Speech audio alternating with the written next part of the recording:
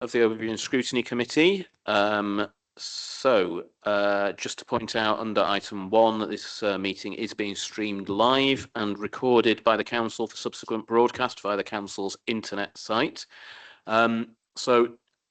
Just to start with, I'm going to ask those present to introduce themselves for the benefit of anyone who's watching this on the web stream. So I'll start with myself. I'm Matt White and I'm a councillor and I'm chair of this committee. And to my left. Hi, my name's Councillor Pippa Connor and I chair the Adults and Health Scrutiny Committee and I'm vice chair in this committee. Hello, my name is Councillor Adam Small and I'm chair of our Housing Planning and Development Scrutiny panel. Hi, good evening. My name's Councillor Anna Lawton and I chair the Children and Young People Scrutiny panel. Thanks. We've got some officers here in the room and also officers and cabinet members joining us lately. And we've got a guest here as well, but we'll introduce everyone as the items come up. Okay, so item 2, apologies. I've had no apologies for absence. I've had apologies for slight lateness from Councillor Gunesh, who's going to be joining us shortly, hopefully. Item 3, urgent business. So we haven't got any urgent business, but we have had some late papers, which are the scrutiny review on hospital discharge from the Adults and Health Scrutiny panel, which we'll be dealing with later under item 11 in the work programme update. So just to say that I've accepted those as late papers. Item 4, declarations of interest. Do any members of the committee have any declarations of interest relevant to items on the agenda to make? No, I don't see any. So none there. Okay. So item 6 is minutes of the Overview and Scrutiny Committee. This is to agree the minutes of the meeting of this body on the 19th of January this year. Does anyone have anything that they want to raise regarding the minutes of the OSC on the 19th of January? Councillor Connor. Hi, thank you, Chair. There was just a couple of points really, and they're minor ones, but so on point G, page that is, page 3, thank you. It goes on about the borrowing and then it goes on about the huge increase in service debt, about the MTFS period. And at that point we were talking about the table 3 and the second column down, which was the EFS forecast, which is, it's sort of in the thing, but it's not really clear. So we mentioned as a panel that that was currently in Treasury Management Strategy at 603 million, but I didn't see the figure in the report. And point K, we've got OSC should review the budget reports. We put the Treasury Management Strategy, the HRA business plan, capital strategy as a suite of reports that should provide the context as a whole. So that was an officer answer to one of the points that's actually been raised. That was, yeah, it was difficult to understand where the key areas of risks were, and that was the response back. So I just wondered, was there a something, if there was something back in that about an action about how that could be taken forward? Because there seems to be an acknowledgement that we should be looking at all of those reports together to get that full understanding. But I wasn't sure, because it's not as an action, so I didn't know if that was then going to be sort of taken forward anywhere. And then on page 8, this is only because I had to do the report to Cabinet. So I noted that under leisure commercialisation, there was an ask for details of social value. And I did note it wasn't given in the Cabinet response. So I just wondered if there could be a clarity of what was meant, because the panel did ask for that under the Culture, Community and Safety panel. And they asked for that, and that wasn't in the Cabinet response. And then on page 9, under debt levels, it said, so page 9, and that's debt. So that's near the bottom under Overview and Scrutiny Committee. It does say that we are going to be looking at how we ask audit and OSC what the best process is for sharing relevant information with the committees. And it says there is a meeting to discuss this further, or we should be taken outside of this meeting and discussion should be had. I'm just wondering if it's possible to find out when that meeting might be taking place, so we can look at the audit and OSC sharing information. That was it. Thank you. Okay, so that was four quite different things. So the first one was basically an amendment to the Yep. minutes. The second one was an action that appears to be missing. Yes. So are you able to,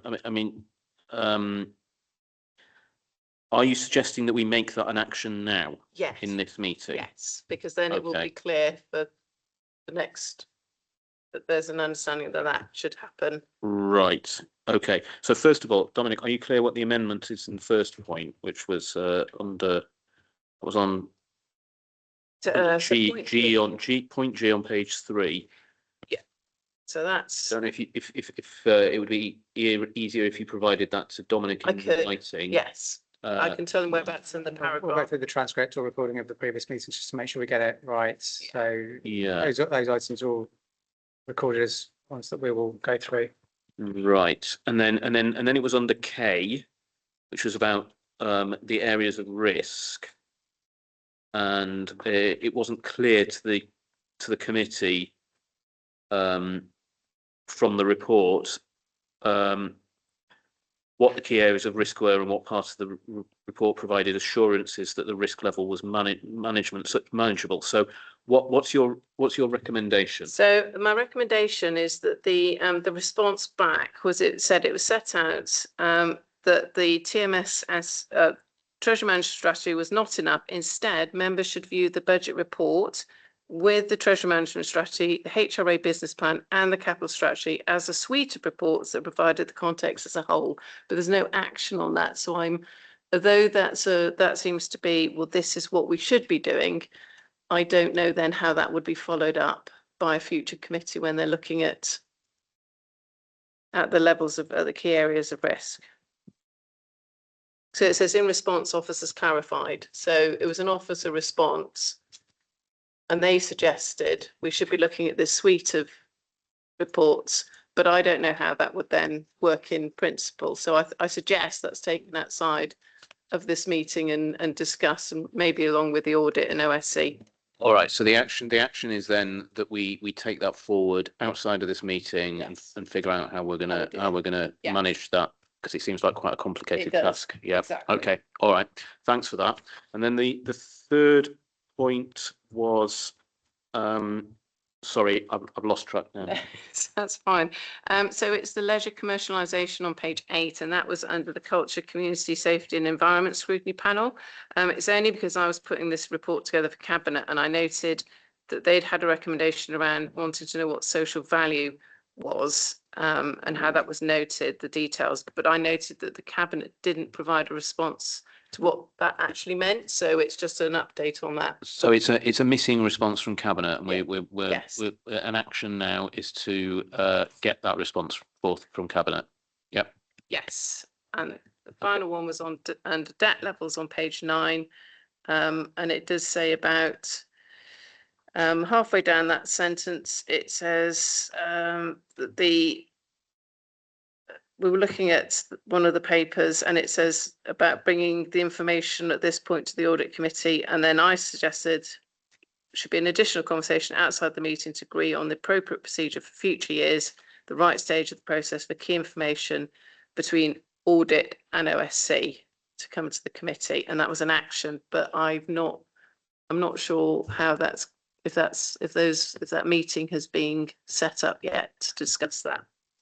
Okay, can we take that forward outside of the meeting? So that's 3 actions and 1 amendment. Are we happy as a committee to agree the minutes with that amendment? Oh, Councillor Small. Thanks, Chair. I think we also discussed an additional recommendation from the Housing Scrutiny Panel, RE, the Neighbourhood Move Scheme, that wasn't in the minutes, around the Neighbourhood Move Schemes being reviewed, and the panel made a recommendation for the Cabinet to consider where there isn't a net gain on the housing register to do so, and it wasn't logged in the minutes. I don't know if it went to Cabinet.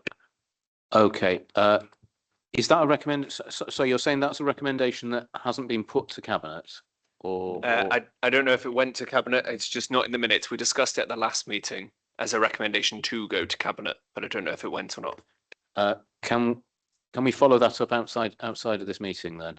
So that's further action. Okay, thanks. Okay, so with all of that, are we happy to agree the minutes Yes. with the amendment? Yeah. Right, so those are agreed. That's the longest discussion we've ever had on a set of minutes. Okay, great. Thanks, everyone. Right, so the next item is item 7, which is to receive and note the minutes of the Adults and Health Scrutiny Panel on the 16th of December and the Culture, Community Safety and Environment Scrutiny Panel also on the 16th of December. Just to note, there are only 2 sets of panel minutes rather than all 4, as we would usually have, because the Housing Panel minutes from December were already approved at our previous meeting because it had the budget information about the HRA in them. And the Children and Young People's meeting did take place, but it took place later in January. So the minutes for that meeting aren't available yet. So just before we take those as noted, does anyone, Councillor Connor and Councillor Gunesh, do you have anything to raise from your meetings? Councillor Connor. Thank you, Chair. So we had one of our agenda item 7, under safeguarding. So this wasn't in this set of minutes, but our set of minutes in the papers said that we were going to be taking the police data from the police around sort of grooming gangs to our panel. We then had our meeting on Monday this week. And unfortunately, the police didn't attend, so we had late notice that they weren't coming. So we've re-looked at this as an issue, and we are our panel were quite upset that the police weren't able to come, and so we've made a recommendation that instead it then comes to the March meeting OSC, because the panel and we all agreed that actually it covers quite a number of our areas. So it's the culture, it's children's, and it's adults. So it covers 3 of the 4 panels within the OSC remit. And we would then like to receive the analysis report from the Metropolitan Police around our area.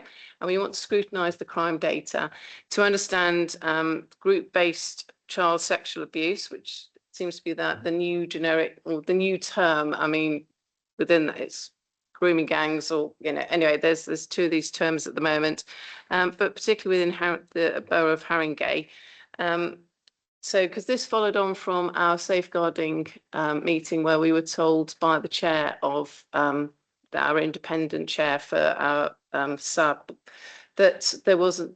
That her understanding was there weren't grooming gangs in Haringey, but then when pushed, it was actually there's no data around grooming gangs, and it's the police that provide the data.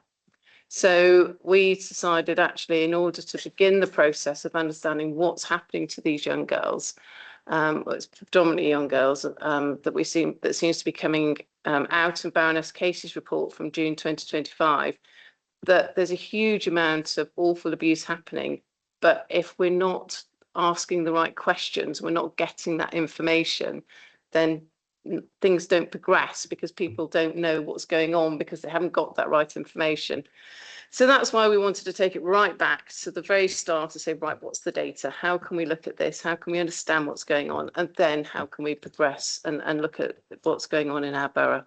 So I've spoken with the chair and about taking this to the March meeting, and I think you're in agreement. Yes, thanks for that, Councillor Connor. I am in agreement. I am also concerned any suggestion that no group-based sexual exploitation of young and/or vulnerable women is happening in the borough, and I think we do need to look at how this is recorded, so we can get an understanding of the kind of stuff that's going on. So I'm happy for this to come forward to the March meeting under this committee, because it's got these kind of cross-cutting elements to it. So yes, I'm in agreement. Thanks. Okay, so So that's that. So that's another item for our March meeting, which obviously we'll deal with under the work programme. Right. So that's item 7. So our first substantive item this evening is report that we've received from on employment and skills, which provides an overview of employment data and comes from the concerns that were raised at the Scrutiny Cafe about worklessness, the insecurity of work, and low pay in the borough. So we've got with us this evening Helen McDonough, who's head of inclusive economy at Haringey, and Mark Burrows, who's kindly joined us, who's the group principal for adults and higher education of Capital City College. Thank you very much for coming this evening, Mark.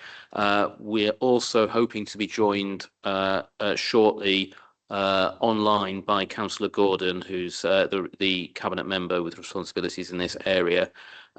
She's at some other engagements at the moment, but hopefully she'll be able to join us online shortly. So, Helen, would you like to give a brief introduction of the report, please? Yes, of course. And thanks for inviting us. So the committee asked for a briefing and a note on the most up-to-date unemployment data in Haringey, and to put that within the context of London, which we've provided, and also some details of the council's programmes, initiatives and levers around employment and skills. And we've also provided some background overview information from Capital City College about the work that they're also doing.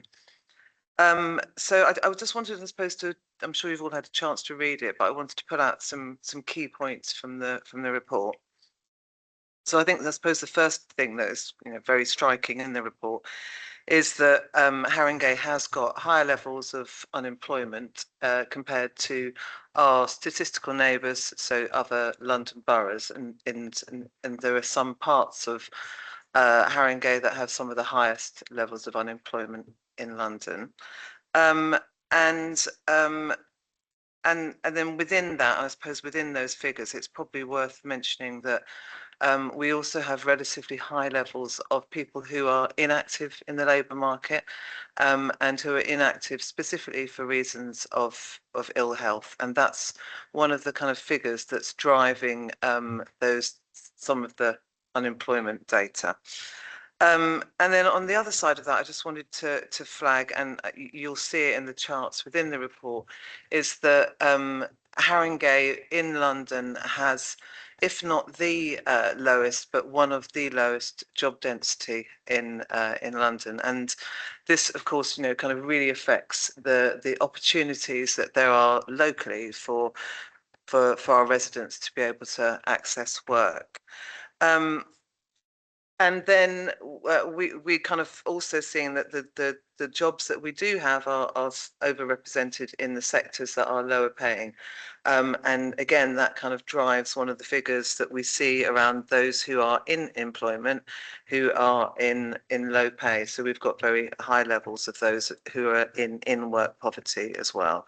So there's kind of a really, I suppose, concerning mix for of data, but it kind of paints a picture that is really challenging. And it's challenging within both kind of a London and a local context, but as you all know as well, that this is also driven by what's happening nationally around employment and job demand. Then in the report, you'll also see that we've got some information about the provision that there is available for residents to be able to access. So, we know it's unemployment and lack of the right skills to be able to compete in the labour market is a significant issue for residents. It comes through resident surveys. It came through your surgery, and the increasing level of unemployment for young people is an area for concern for a number of London boroughs, and ourselves included. But at the same time, the landscape of provision and support that residents need to navigate to kind of access the right support at the right time to get a job is quite fragmented and complex. And we are, as the council, we do provide direct services through our adult learning service and also through Haringey Works. But I think one of the things I just wanted to draw out in the report is actually we're not the main provider in borough of that support. And we have to work really, and we do work really closely with our partners, Job Centre Plus, who can't be here, but you know they're aware of this scrutiny, and Capital City College.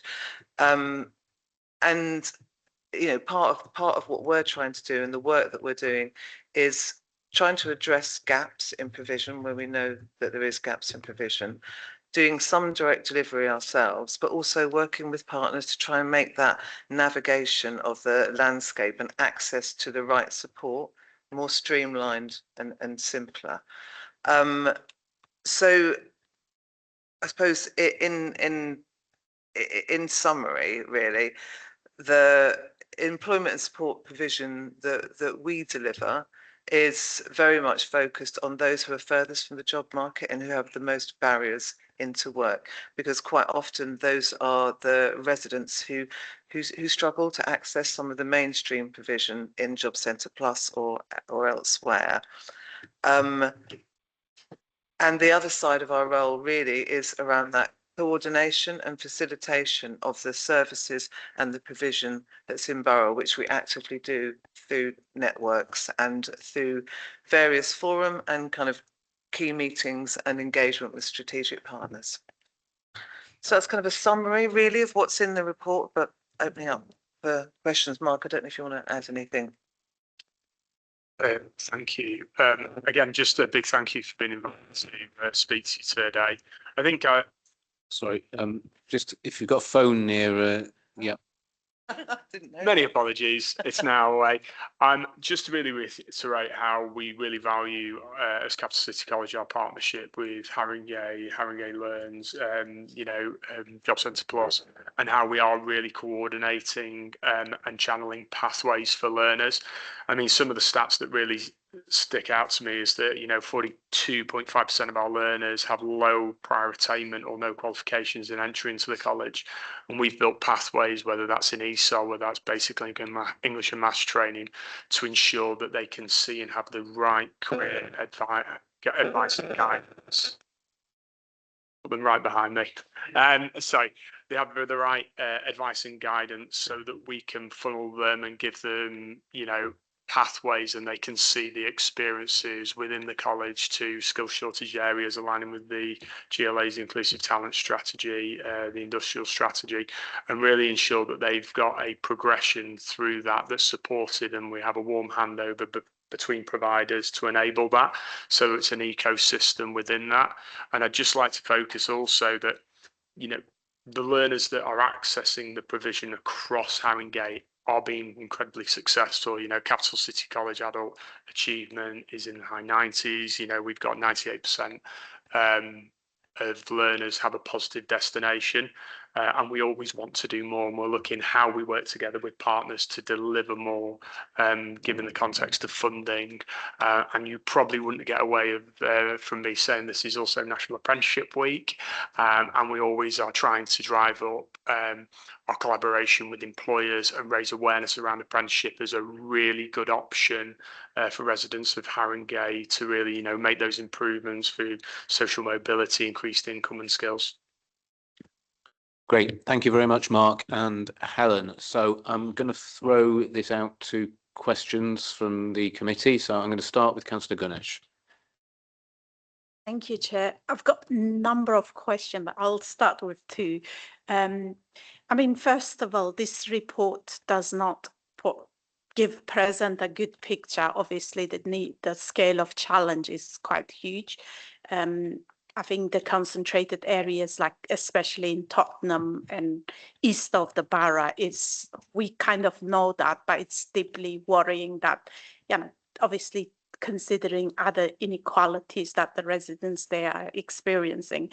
I suppose my two questions, one of them is, I kind of review the current provisions, and it seems like most of the provisions are towards people who are very, very low skill, like entry level type of training opportunities or no qualification. So there isn't, I think for people of Tottenham, especially younger generation, I remember a case from a few years ago when the mother of a child, of a young man who was a maths graduate, but his mother was working as a cleaner because in order to help her family and so on. And she came to see me and saying that my son is very bright. He graduated, but he's not able to find jobs. It's like, and it was clear that the mother couldn't help him. And obviously, what I'm trying to, I suppose, draw here is that obviously parents who are mobile and themselves in work and professional work are much more equipped to help their children than some parents. I suppose I was kind of hoping to see a bit more like towards young people like that. It feels like we're not really giving much offer, but they do need support in order to be able to access the job market because they don't have the sort of social capital to go, build a relationship and get jobs and so on. My second question is in terms of the scale of building and development, the construction is huge. It's like, it's shocking to think that the local residents are not benefiting at all from that. I mean, there is a reference to 5.2. There's a reference to Section 106 agreements to create jobs and opportunity for the local people. So I just wanted to have a bit more context or understanding of how are we linking like developments with opportunities for our young people, because most of these jobs on construction, electrician, plumbers, this and that, we can train people, we can train them in our colleges, we can make sure that young people are ready, apprenticeship, are ready to take on those jobs. So those jobs are often very well paid. So how are we working with the developers to make sure that they are giving some jobs to our local people and good quality jobs in order to, these are my two sort of quick questions. Then I'll. Thanks, Councillor Gunness. Just to note, before we take the answers, that we've been joined online by Councillor Gordon. So I don't know who wants to respond to those. I guess you've heard the full questions.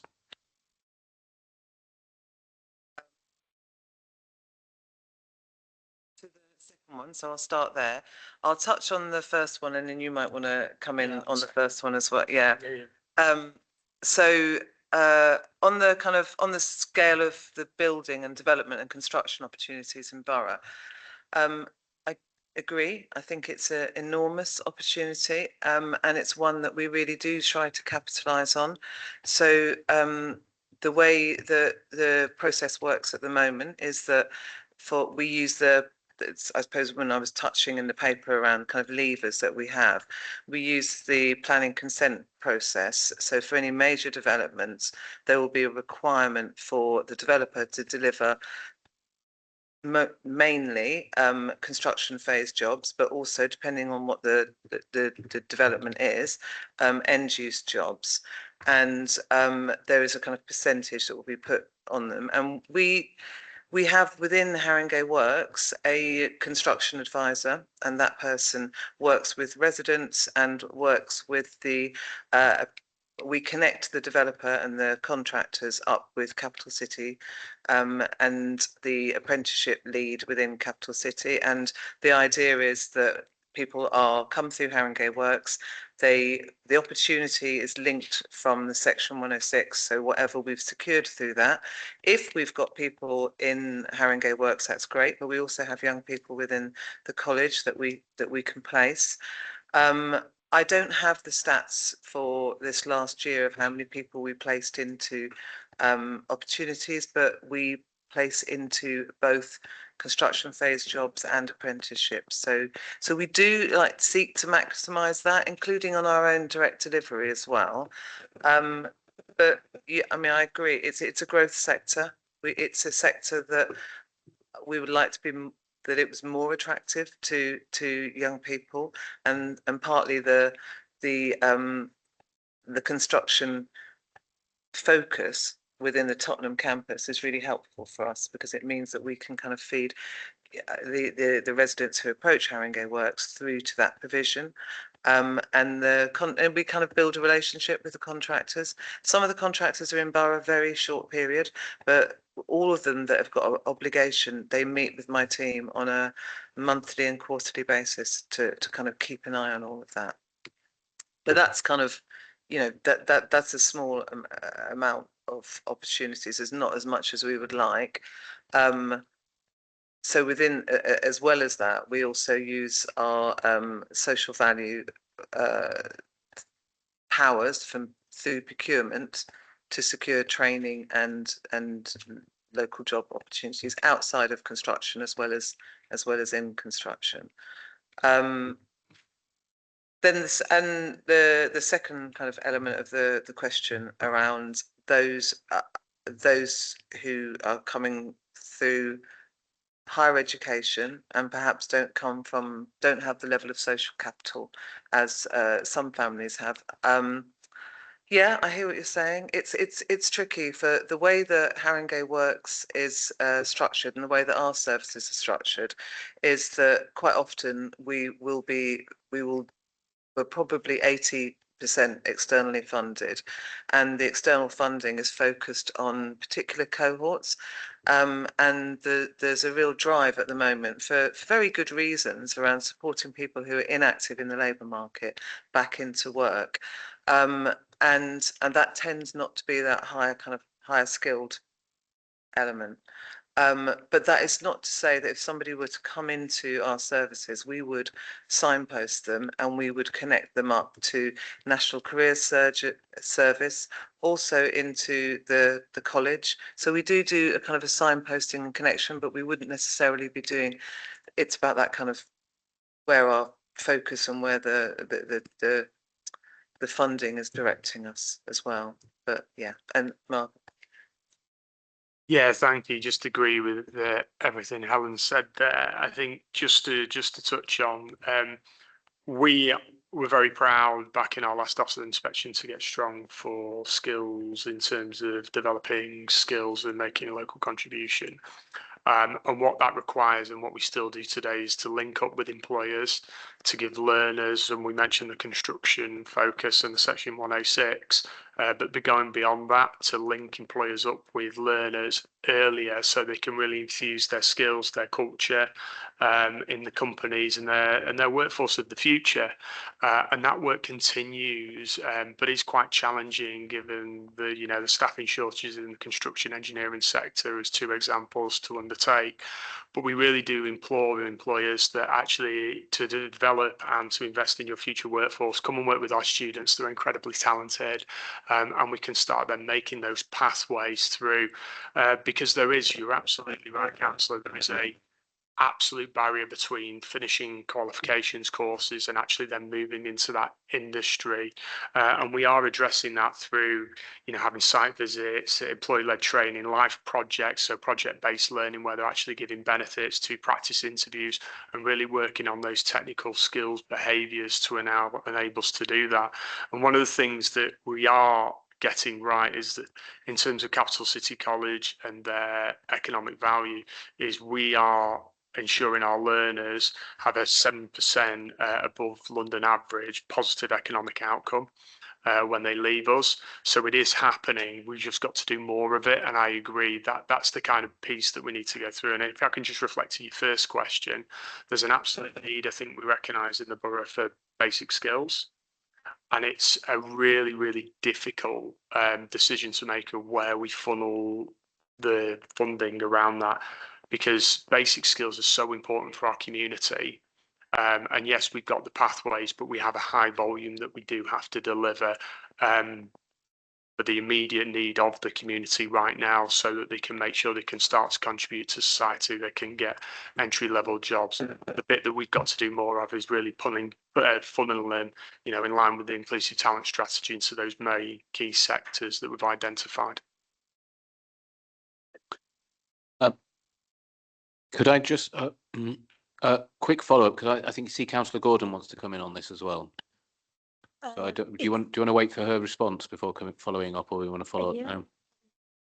Good, but I simply wanted to just ask in terms of like section 1 of what's like Helen explained that it's part of the developers, like it's part of the planning agreement. So I just wanted to basically find out more about what do we have in place to make sure that, because from our experience, developers are notorious at sort of evading their responsibility. So how are we monitoring that and making sure that we are kind of getting them to act on their words and place more young people? And so actually we do have quite a tight requirement around this, because I agree, I think it's something that historically the cascading of the responsibilities through the supply chain for construction has made it more opaque than you'd want it to be. So when somebody gets a Section 106 obligation in a borough, there is a member of my team who's funded through Section 106 to work directly with the developer. And before they will get their full planning consent, they have to have a signed off employment and skills plan signed off by my team. They then have to report to us on a monthly basis. And we then have kind of like troubleshooting meetings. So if somebody is not making their targets, we know, and we know because we get regular reporting. But we also do have regular meetings with all of the contractors. We bring them together with for our monthly construction meetings, but we also bring Capital City into those conversations. They are mandated to work with Haringey Works, so we know the pipeline of jobs that we need to get from them, and the Haringey Works advisor is in direct contact with the contractors. That makes it sound like it's perfect. It isn't always perfect, and we do have to really be on the case with some of the construction firms in borough. But I would say that we have a good system that's there, and nobody kind of escapes the scrutiny of officers, but. Thank you very much. I can see Councillor Gordon wants to come in on this, so go ahead. Lovely. Thanks, Chair. Can you hear me in the room? Yes. Oh, lovely. Okay, so first of all, just apologies for being late and for being at a distance. I'm actually in Bruce Castle Museum, which is delightful. Having a meeting in here, but I'm at another event, so apologies for that. Just in response to Councillor Gunesh's question, I think it really is difficult to sort of shift the dial in terms of unemployment and levels of deprivation, and we can see that in particular wards in our borough. Obviously, there's been a very challenging economic outlook in terms of the whole of the UK economy. And I don't think one council is going to sort of, overcome those levels of difficulty.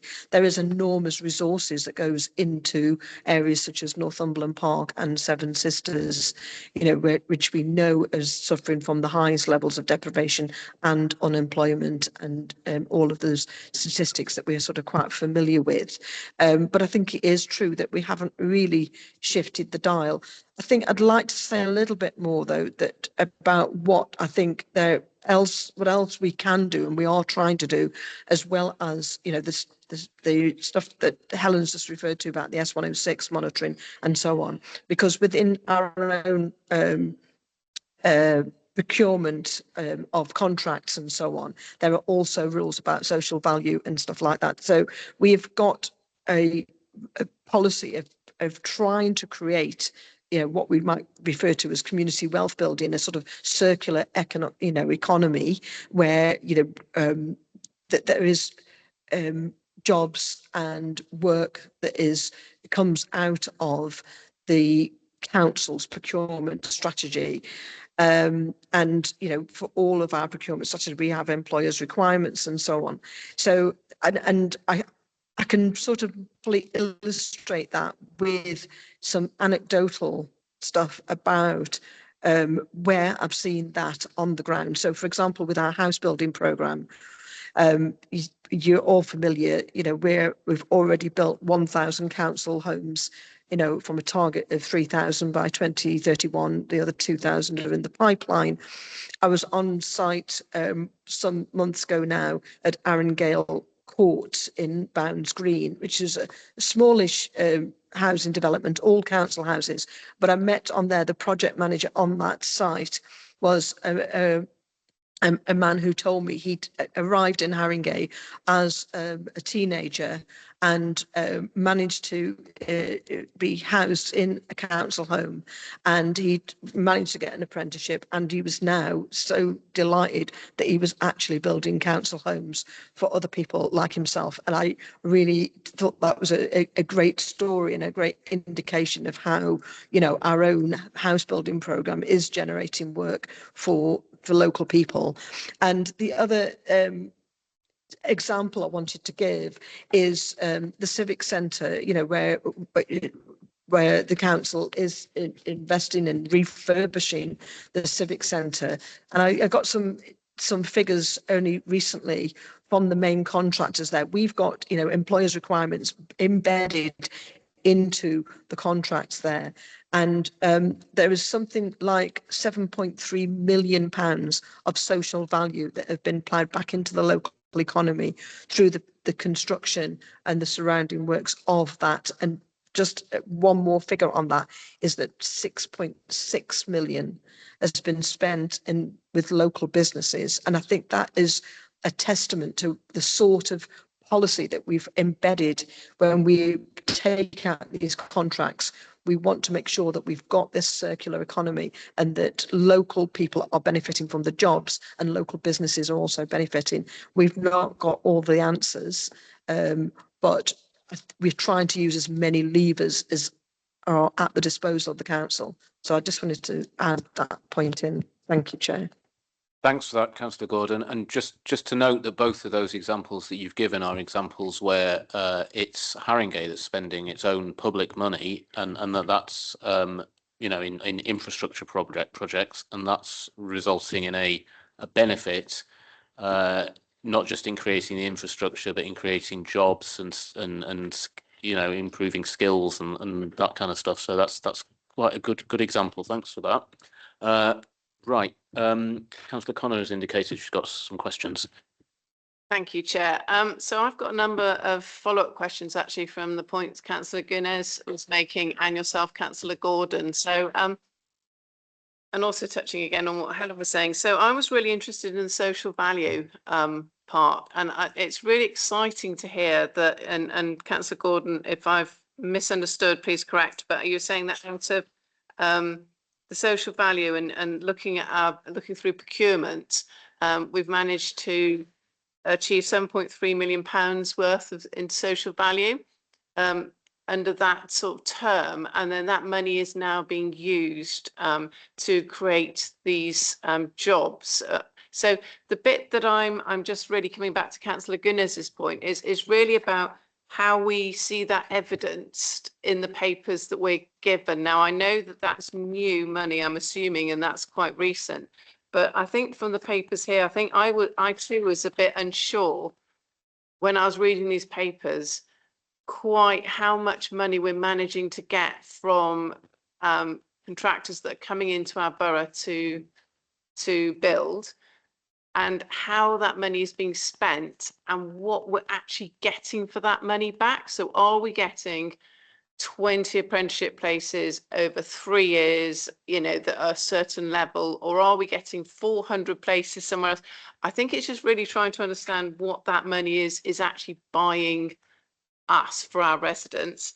The second question that I had was around the Haringey Works core offer. So I had to read this a few times. I think the reason I was getting a bit stuck is because there seems to be an awful lot of initiatives, but they've got very short shelf lives. So the longest one I could find was the Connect to Work, which was 5 years.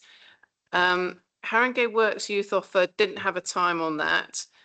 The Haringey Full Potential had 2 years of funding. Haringey on Track 1 year of funding.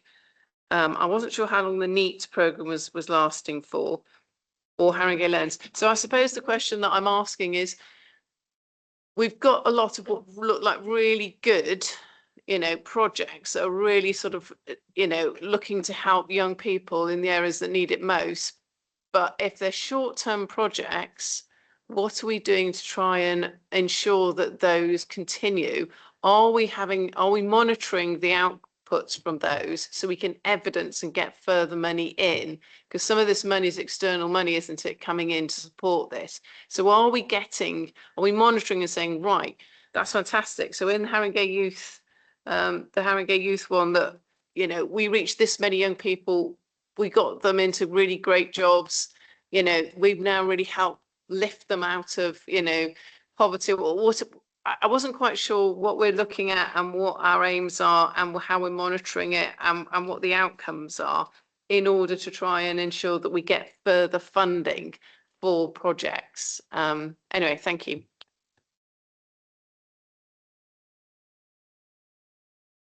Please, if you like. Sure. So I'll start with the Haringey Works, and I think the paper was really, to be kind of frank, was covering the questions that was asked of us. So I kept it kind of within the remit and the scope of what was being asked. We can provide, of course, very happy to provide some outcome and output stats from the Haringey Works employment support offer. You're absolutely right that this comes back to my point, I suppose, I made at the beginning, that the delivery and the funding and the landscape of employment support provision is really fragmented. It's often quite short-term funding, and it's quite complex to navigate with all the various different criterias. So and I'm very happy to update the paper to show the kind of the length of time for each of the funding. So the youth programmes, the NEAT programme specifically, that was funded through the Shared Prosperity Fund, which is due to end, as we probably all know, the Shared Prosperity Fund finishes in March 26. So we only have a few weeks of that provision left. We have done really well on, so if I'll share the data from that. We've done really well. So for all of the programmes where we get funded, we're required by our funders to provide information about the outputs. So how many people have come through the service, how many went on to a training outcome, how many went into employment. It depends what was required through the funding as well, how many might have gone into employment. And probably for all of those programs, we've got case studies that can kind of give a little bit more flavour and context really to some of the young people who are going through the programs. There is a DWP funded programme, and there's a number of DWP funded programmes that are in the report, and those are all, again, short-term funding. Normally paid for from the community budget. I think if DWP were here, they would say, and we have to apply for that. So equally, we have to show how many people access the service. We use the data from both the previous provision and also from our kind of data in the borough to help kind of support any bids. We do make a lot of bids for external funding. It's a really tricky period at the moment to access funding. Connect to Work is the big programme that is out there, and where we've kind of know that we've got funding security, and where we know we can really work with residents in a innovative way out in the community working with health partners. So it's a bit of a game changer in terms of our overall funding. But just because we have that doesn't mean that we're not looking for other funding streams. We do, and we do keep a really active eye on it. We talk to our partners around it. Often there may be stuff that we can't bid for, but the college is able to bid for us, and that's part of a kind of resource and investment in the borough, not necessarily directly through us. But I'm going to be honest, it is a diminishing resources out there to fund this kind of activity. The adult skills funding that we access, that's provided by the GLA. Again, we put bids in for external funding where we can. But the reality is that that's diminishing year on year, and that's what we've been told since the GLA got the integrated settlement for their funding. It's not ring fenced anymore, so it's not clear what the story will be around the level of funding coming through. But where there's gaps in information, very happy to provide that and supplement it. On the social value, so on the section 106, there are some requirements in our local plan. So the policies in there, if it's over, I won't kind of go into, you know, so this, yes, the social value, that is, we use the social value portal, and the calculation is generated through what's been committed by the contractor. So for example, there is, and it's a sort of a green book calculation used by the Treasury to say an apprenticeship is worth X amount. A supply, we know how much we spend with supply chains, so that's slightly different. But a job outcome is X amount, and then you can extrapolate from that a value to the social value you've secured through a contract.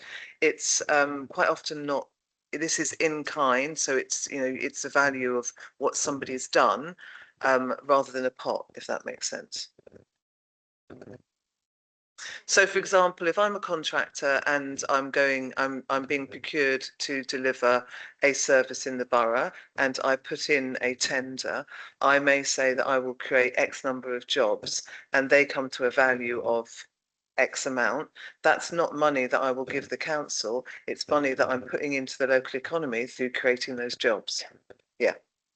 Sorry, Chair, just to ask, so that £7.3 million that we were just was spoken about just a short while ago, is that through the procurement process and the social value, and is that then going to be, are we next year, will they see a report going, oh, you know, from that money there's so many jobs that were sort of funded through that, opportunities for our young people?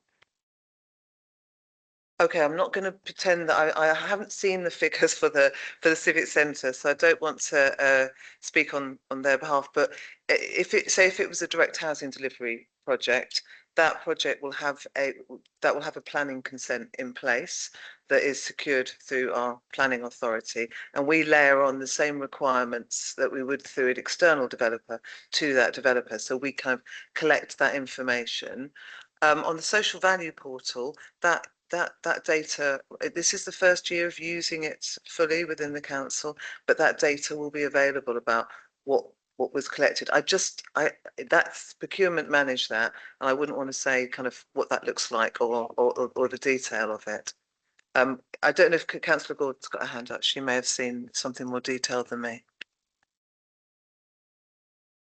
Councillor Gordon, go ahead. You're on mute if you're trying to speak. Rookie error, sorry. Yeah, so the figures are very recent figures that I've seen from the contractor on the civic centre. So the vast bulk of that is made up of 6.6 million, as I think I mentioned in my remarks earlier, which is about what has been spent by local businesses. So they've, because of the employer's requirements that we've embedded into that contract, then we've sort of insisted, if you like, that subcontracts go to local businesses. So that is, they might not all be in Haringey actually, because it's within a 10-mile radius. So some of them may have strayed into the border. I don't know that sort of detail, but that's how that social value figure is. The bulk of it is made up, is my understanding on this. So, you know, there will be more detail because obviously the project is still ongoing, but I think I was just trying to give that as an illustrated example of the sorts of levers that the council has when it goes out to, you know, procure a contract. And obviously, you know, this is a big contract, as you know, so that we can see benefits coming back. I mean, on that particular site, there are 3 apprentices, for example, and I think there's something like working permanently on site. There are 33 people who live in the borough that are, you know, daily on that particular site. So those are the figures that I've got, but those will be, you know, continually monitored between the main contractor and our project manager on the civic centre. So just giving that as a sort of example of the type of levers that we've got from the projects. I hope that's clear. I think Helen came back on and an explanation of how it's not like a big, you know, bag of cash that's handed over to the council, but it is in kind calculation. But it's obviously a benefit to local people. Oh, there was one other point I was going to make actually, which was something else that we've tried to do to try and stimulate, you know, this sort of community wealth building impact, and that's we've just recently, only in the last week, launched a framework for catering, and that will, you know, it will include the civic centre for catering for the civic centre. So this is like local businesses who can apply to get on the that catering framework, but any that means that they're on a framework and can be hired for any sort of events that are held within the borough. It doesn't include school meals, but it will include anything else that the borough is involved in terms of, and they can call on the businesses that apply to go onto the framework. And we've been holding a sort of workshop to assist any small businesses that may, maybe slightly worried about, the complications of applying for that. We've tried to keep the process as simple as possible, but we've also, I think it was only yesterday, we held an event so that businesses could come along so that we could help them through that process. So it makes it easier for them, especially if it's a small business. I think that's important. Bigger businesses are used to, filling out those sorts of, forms to get onto frameworks within the council. So, just wanted to give you another example of that. Thank you. As Councillor Small, you've not asked a question yet. Yep. Thanks, Chair. If I might, as a first question, Mark, I was struck about what you were saying, that basic skills is the sort of #1 offering. It's the #1 necessity of offering. Considering that from the graphs, it looks like the vast majority of your learners are school leavers. I was surprised that we're offering sort of a basic skills and the vast majority are school leavers. Why that is, if you could just give some further context as to that. And perhaps if in your answer, if you could explain further, it might be that there's a bit of a skew going on, and actually the majority of older learners are on the basic skills and the younger learners are on the doing all the various different career paths and so on. So to understand that would be very helpful. And if I might ask you both around, with your zooming out a little bit, with your sort of experience and expertise in the borough, rather than focusing on individual programs, what do you see are the current structural issues that we face in Haringey that are specific? Is it around we don't have enough industrial land offering medium-sized businesses, which means we don't have those kind of jobs, or we are not appealing to certain sectors because of road use or something like that? If you could just give a sort of more zoomed out view around Haringey's structural issues? And just as a final add-on to that is, with your experience and expertise, where do you think we currently have gaps? Or where do you see, oh, I wish we could do a bit more of this because we're currently sort of dropping the ball in this area, or we really could do with focusing in this area where the current programs don't touch? Thank you, Councillor Small. I think just to reflect, and you referenced it is a bit of a mixed economy around young people and adults and the different skills. And to explain it, is we have a high proportion of adults doing, say, ESOL programs, for example. That is a significant amount of provision in the borough, and obviously we're looking to progress them. But equally with school leavers, there are certain qualifications that don't necessarily match up with a school curriculum. If that's so, for example, construction being one of them, be very different to, say, the business curriculum, where the direct entry would normally be at level 3, depending on a GCSE level, where construction, you're looking at level 1 or level 2 plumbing to really drive and then progress from there. And it just depends how that curriculum's been constructed. Excuse the pun, from that kind of secondary school traditional curriculum through. So it is a bit of a mixed economy, and it probably, is a fantastic question actually, because it allows me to explain that there is a difference, and it doesn't give you a full picture on that. So that's that question. In terms of, and I'll take the future piece, we would love to do more. And I think, we are very, very grateful for the GLA for the funding that we received. However, there is a national context on adult skills funding and the associated parts. And we are working incredibly hard with partners to look at collaboration, how we maximise our offer, so how we align what Haringey Learn done, which is incredibly inclusive, in kind of a place-based approach to what we do within our buildings, then how we progress that to our employability curriculum. But also how we bid together for some of these pots so that we can really kind of harness the, I shared some of the really good impact figures that we've got and the outcomes that we've got, but how collectively do we come together as a borough to be able to have a real compelling case to get access to some of these pots, and also work with DWP or the departments to ask for more. Thank you. Councillor Ganesh. Oh, sorry, Helen, you want to? Yeah, please. I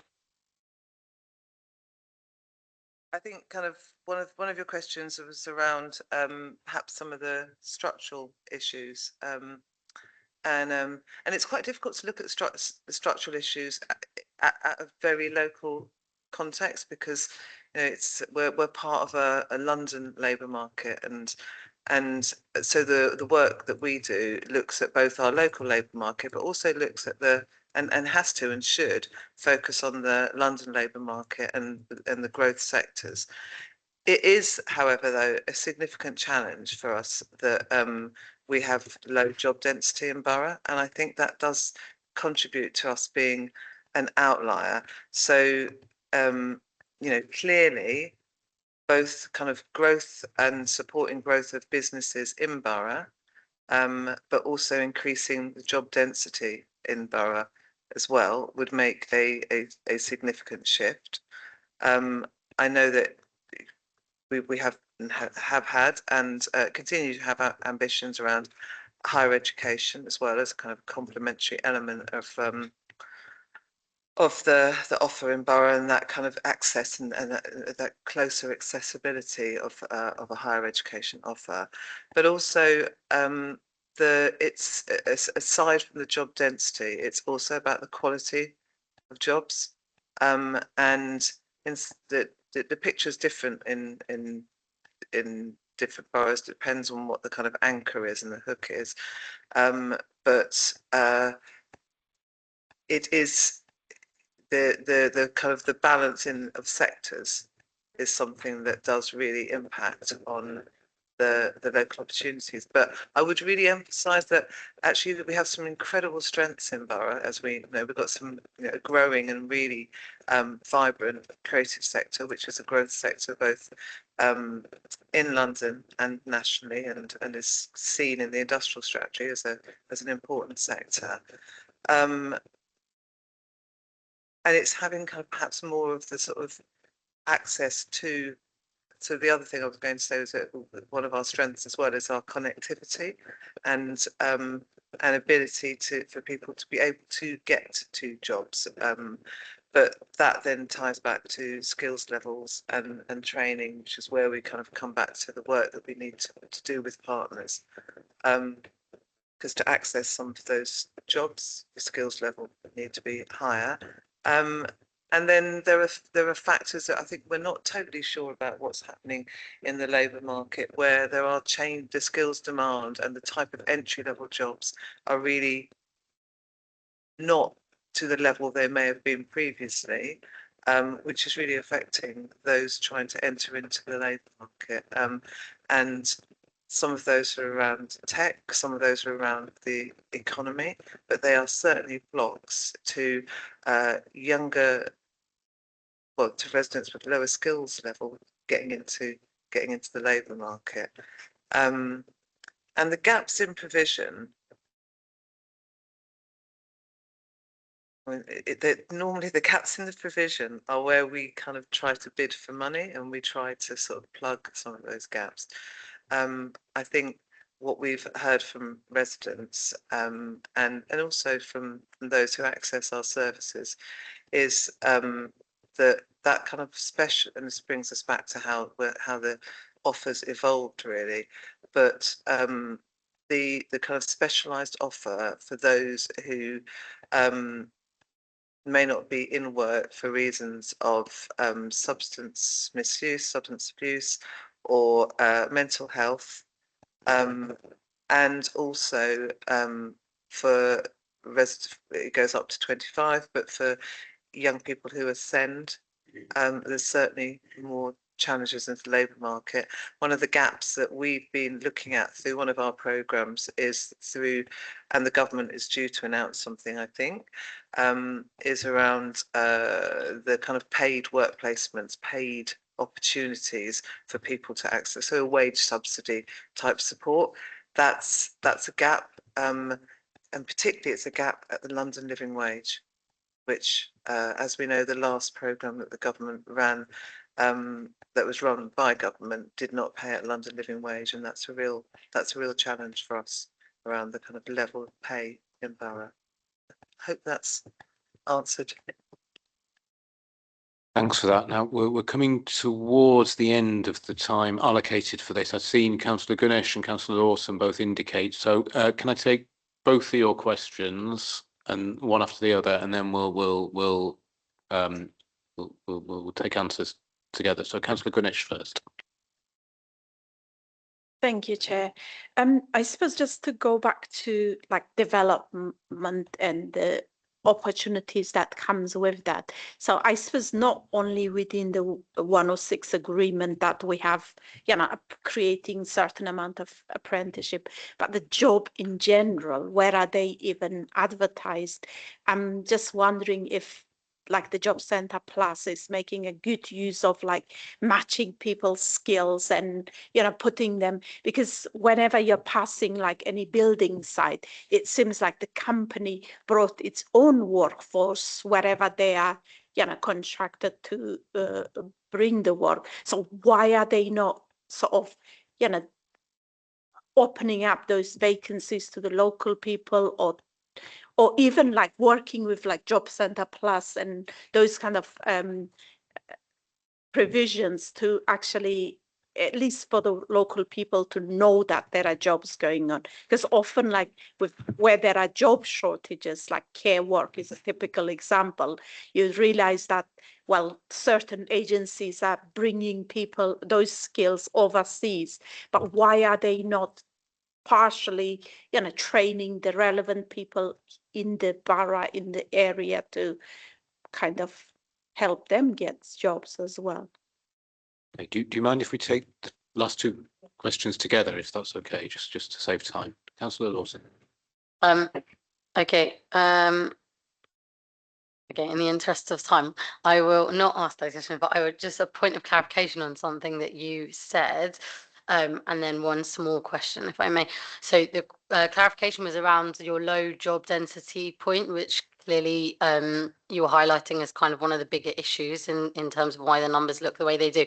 And I just wondered if you could expand slightly on what you think we could do to change that beyond just create more jobs. But I mean, is there something specific you think we could be looking at that would shift that job density issue, if that makes sense? And the other question I had was around our statistical neighbours, because here we've got a London-wide comparison, and I understand that, but some boroughs in London are quite different, I would argue, to us, and maybe slight outliers in terms of how those statistics look. And so I wondered if we had more specific statistical neighbour statistics, just because I'd be interested to know if, when compared to Hackney, for example, if that looks as different as it does when compared to Westminster or something like that, which obviously may just be quite different in terms of both the job market and the people in the borough, obviously. So yeah, those were my two.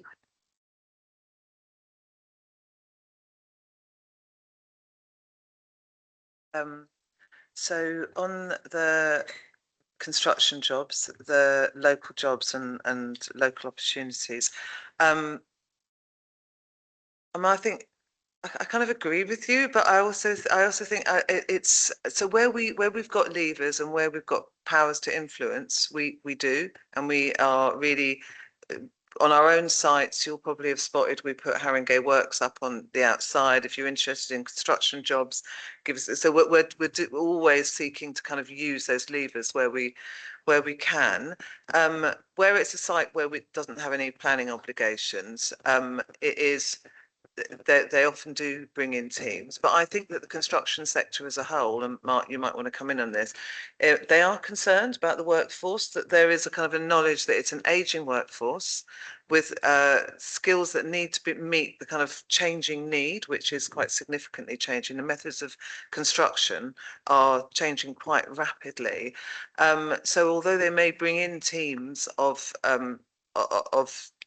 workers that will do a specific site, and of course they're also paid on delivery, so they want to get those sites turned over and the project delivered on time, then they'll have a number of different drivers, but there's a tendency to kind of work within their own teams. I can't speak for the construction sector as a whole, but I do know that they're kind of the employer body is very concerned about a cliff edge that's coming up on in the construction sector.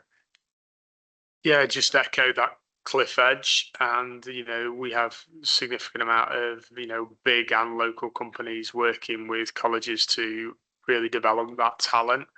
But I think it's something that has been happening for a while, and it is still a problem. And they do realise that we're coming to this cliff edge now, because I know a lot of the building firms that we talk to get the relevant skills into a particular area for a short amount of time, it is through kind of bringing their existing subcontracts and supply chain together into one area, which I think pertains to your point around why they're not using local people, etc., to undertake that. So it is a challenge, but I know the construction sector that we work with are very, very keen to drive that forward. And one of the new initiatives, obviously, the Technical Excellence College in Construction that's being led in London, and that's that consortium and that matrix of institutions that can bring together to map out provision, ensure we have a collective construction employer body voice across London and across the different areas, so that we can meet that need.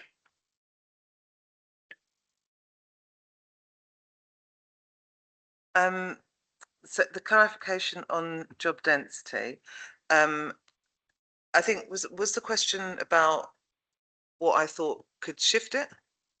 Yeah, that's a big part. Mic isn't on.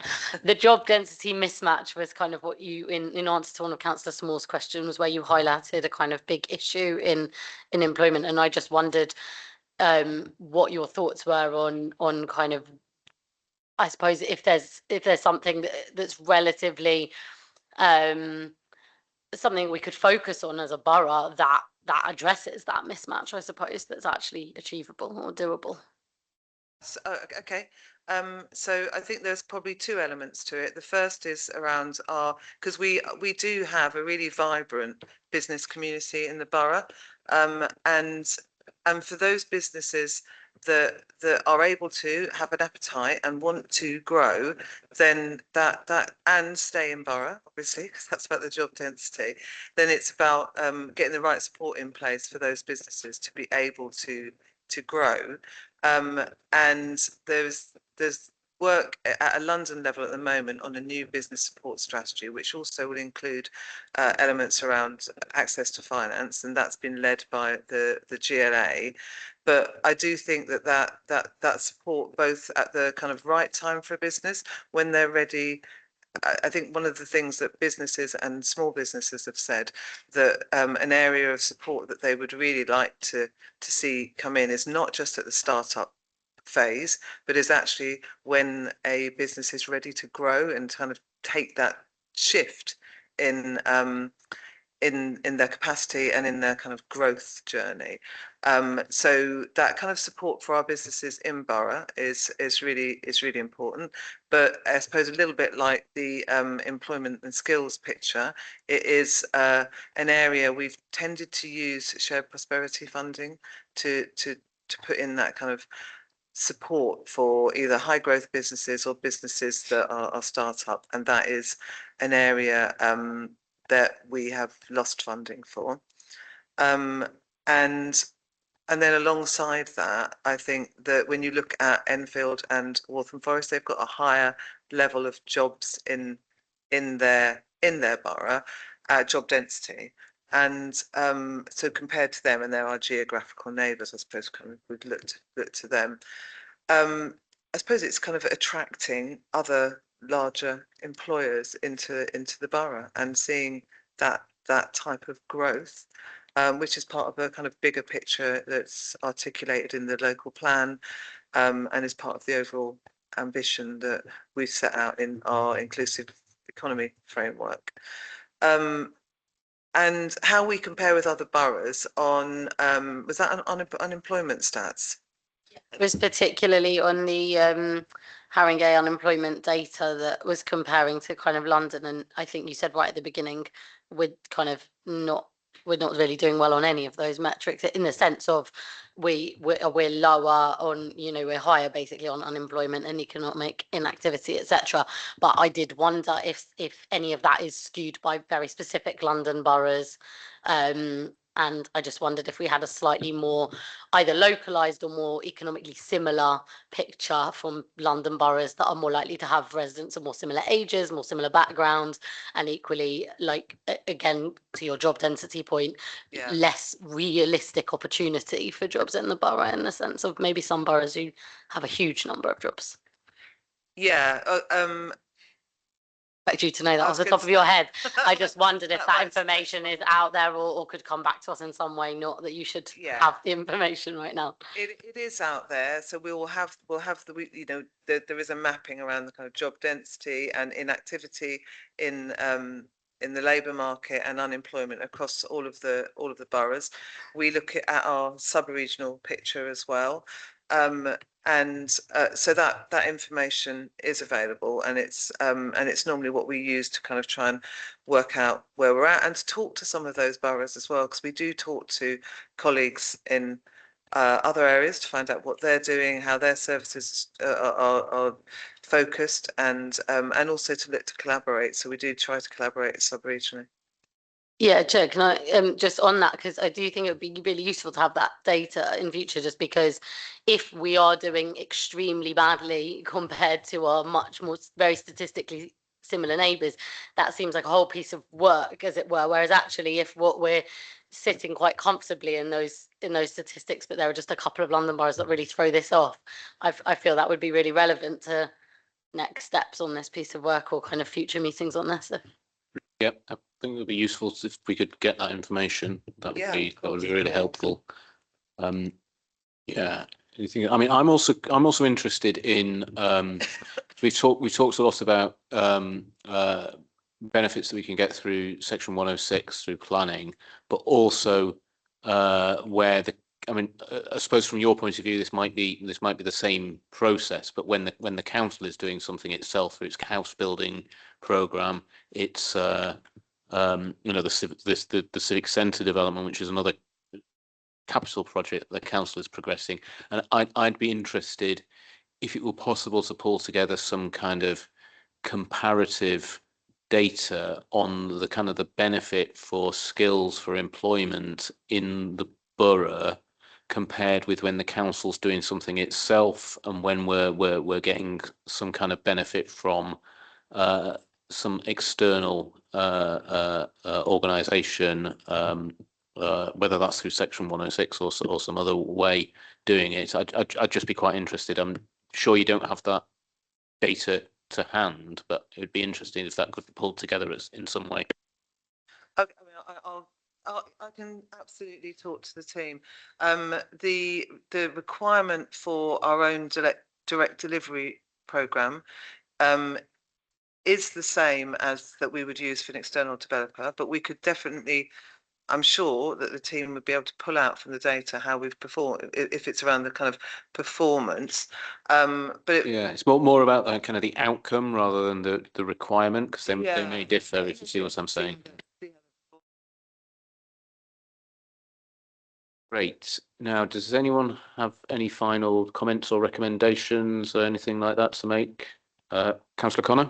Okay, a very quick one.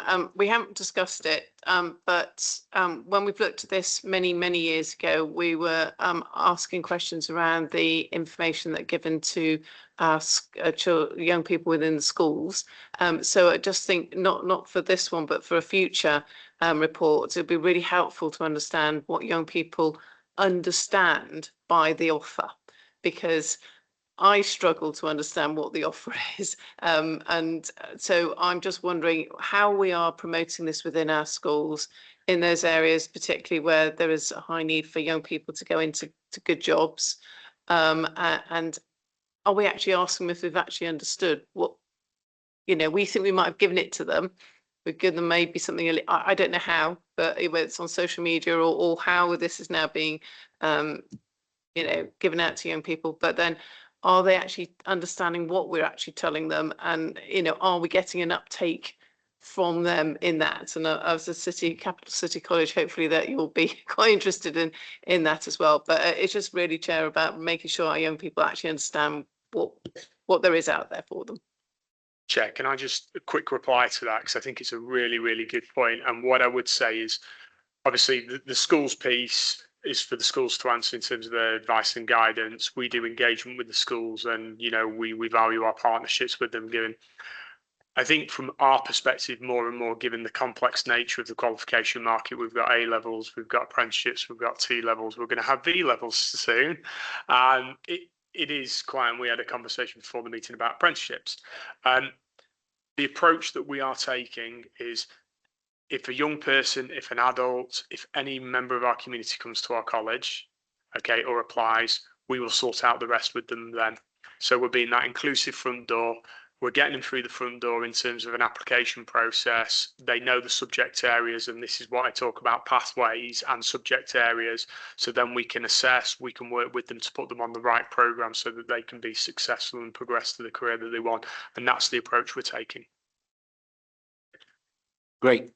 Thank you very much. Thank you, Mark. Thank you, Helen, for coming in this evening and talking to us and answering our questions. Thank you, Councillor Gordon, for joining us remotely. You're free to leave and enjoy the rest, what remains of your evening. Thank you all.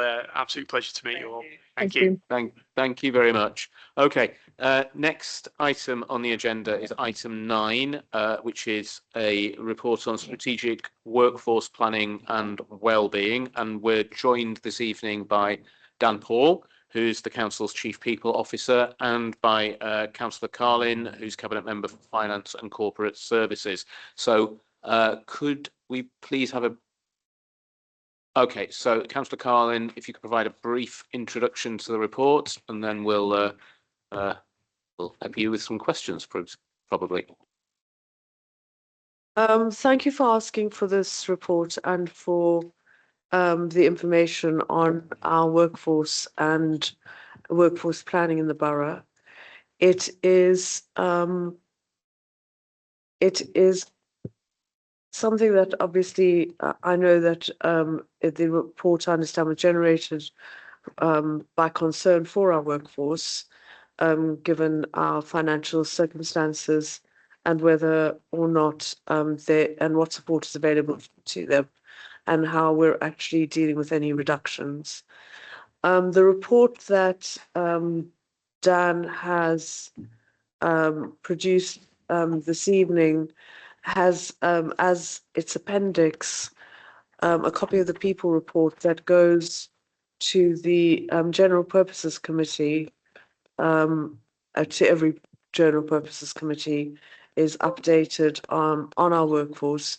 And you will note that that in actual fact the numbers have not really reduced, especially as we insourced homes for Haringey and subsequently more recently have insourced the fusion contract for our leisure centres. The council does have, as you'll note in paragraph 3.3.1, the council does have a dedicated wellbeing hub with support and resources on the intranet and various programs for employees. I'm going to hand over to Dan, who will go through the report with you in more detail. Thank you. Thank you, Councillor Carlin. I think you've covered most of my introduction, actually. That's handy.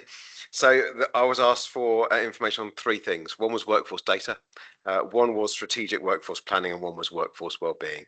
So as Councillor Carlin's indicated, workforce data is something we present regularly to the General Purposes Committee. I've provided a sample. In terms of strategic workforce planning, the Council agreed a workforce strategy back in July 2024, which led on to a process of planning within directorates and services. And you can see at 3.2, the process that Human Resources has developed to take services through that. It's quite an intensive process. So we have so far developed the process and iterated it, testing it with some services as pilots, and that is now ready to roll out and will be from autumn 26 in line with the new corporate delivery plan and council service planning. It obviously makes sense to plan your workforce alongside planning your services, because it is your workforce that will deliver your services. And so it's important that we go through the process to develop a new corporate delivery plan after the May elections, and then service planning, financial planning and workforce planning all together in tandem, so that we've got a coherent plan of how to deliver the next administration's priorities. And in terms of the workforce wellbeing, Councillor Carlin's highlighted what we have on the intranet. We do discuss this matters with trade unions regularly. It comes up frequently in the consultation pages of restructures. And you'll see that from Appendix 1, sickness levels are currently on a downward trajectory. Thank you very much.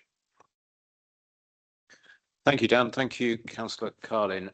So I'm going to throw it open again to questions from the committee. I can see Councillor Small itching to answer some questions. Thank you, Chair. Thank you, Dan. Thank you, Councillor Carlin. If I might start off, if I start off with a positive thing, which is that in a previous Scrutiny Committee meeting, we have acknowledged the success in bringing down the number of agency staff.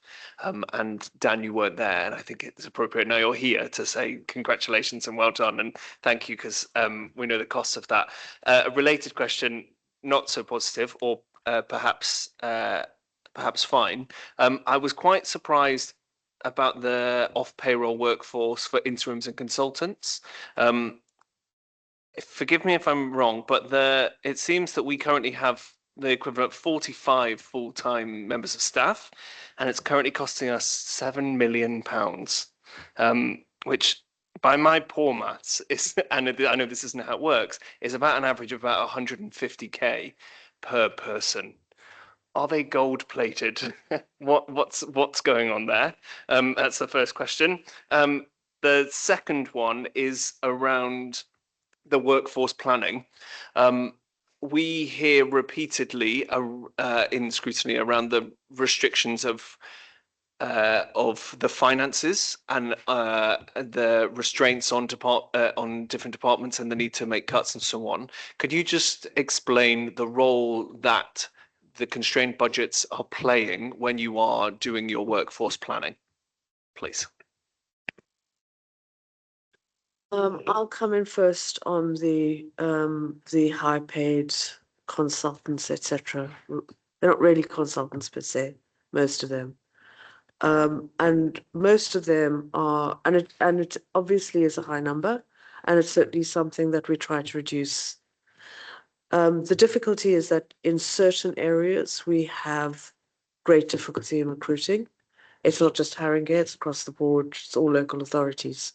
So, for example, digital, or surveyors, lawyers, even finance, accountants. We're having huge difficulty recruiting, and the price that it costs us to get the supernumerary, as they call it, is a lot, and they are on very high salaries. It is something that we're trying to address by things like growing our own. So trying to take people come out of university and train them up, and to do those kinds of things, internships, all of those kinds of things, because to recruit train people is so difficult, and especially where there's an overlap with private sector. So where they can go off and get a job in the private sector for even more than we're paying them, it becomes very, very, very difficult to recruit. And yet they're people that we need in the borough. We can't do without. They're often essential staff that we need. There are a couple of people who are also very highly paid, but they're in specific services. We'd love them to come to us as just a kind of permanent member of staff on a council salary. Becomes very difficult because they prefer to be with us on a consultant basis, but they're bringing in, I'm not going to obviously go into details, but they're bringing in a lot of money, or it's that kind of thing. They're more than, it would cost us to get rid of them, even though we're paying them a lot. But I certainly do agree it is a concern, and it's something that there are a lot of different measures around across the council to reduce those numbers and to reduce that cost. Dan, is there anything else that I should add? If I just add just one thing to that, you'll note that in that particular section of the report, that is only workers that are costing us £500 a day or more. So by its nature, those are the most expensive workers, and 500 times 260 working days. There's nothing wrong with your maths. I've had to do this on a calculator. Is 130,000. So plus any yes, plus anything else we need to add on to that. But you're right, and you'll see from the report that there has been a reduction in those numbers, and management continue to focus on reducing those numbers. Some of them are technical skills, some of them are hard to find skills, some of them are short-term cover for senior posts. So they're not always more expensive than a permanent employee. In that particular section of the report, many of them will be. Could I just ask a follow-up to that part before we go on to the strategic planning part? Is there anything currently within the council pay bands and structures and so on, which is making it harder to bring people on board? So if there's a sort of market cost to their skills and qualifications and so on, and that makes sense. Is there something about what we can offer as a local authority or as a council, other than just the freedom of the private sector or the various different things, that is making it harder to bring people in, or it's the external things which are we're wrestling with? Just trying to understand if there's anything within our control which we could be working on.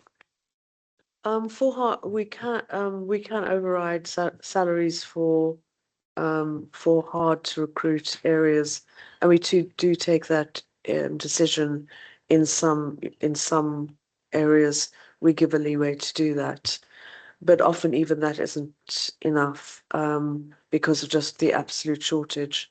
And as I've said, it's not a shortage for Haringey. Every local authority has the same shortage with the same skills. It's not that we're offering that much less, though in actual fact, obviously we have the inner London, outer London, all of that. But just that there are, and again, especially when we're competing with the private sector, there's a shortage of people with those skills, and they're skills that we desperately need. So then the decision has to be, are we going to recruit people in-house at those salaries, or are we going to outsource that part of the work to somebody else who can do it and what is cheaper? Now, we don't want to outsource because we want to hold in, but those are things that we need to look at in certain areas because of the difficulty of recruiting. Things like surveyors, for example, in our corporate property team, they need those people to be able to get through all the leases and all the things they have to do, but it's almost impossible for them to recruit because there's that skill set is sitting in the private sector, and it's very, very difficult to recruit, and if they do get people in, they come in at a cost. So all of that needs to be further assessed and further looked at. I'm not talking about outsourcing an entire service, Matt, but I'm talking about whether people come work in the council or whether we get that just some external help is something we have to consider. Dan, is there anything else? No, I think Councillor Khan has mentioned market supplements, we call them. So there is a process by which we can add a market supplement to pay. We do that very carefully because it's really important that we offer equal pay for work of equal value.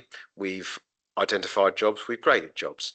What we don't want to do is offer a market supplement here, there and everywhere, because then that dilutes the salary structure. But where the skills are needed and can be evidenced that the market supplement is required to get those skills and it will help us get them, we do add supplements to jobs where we need to.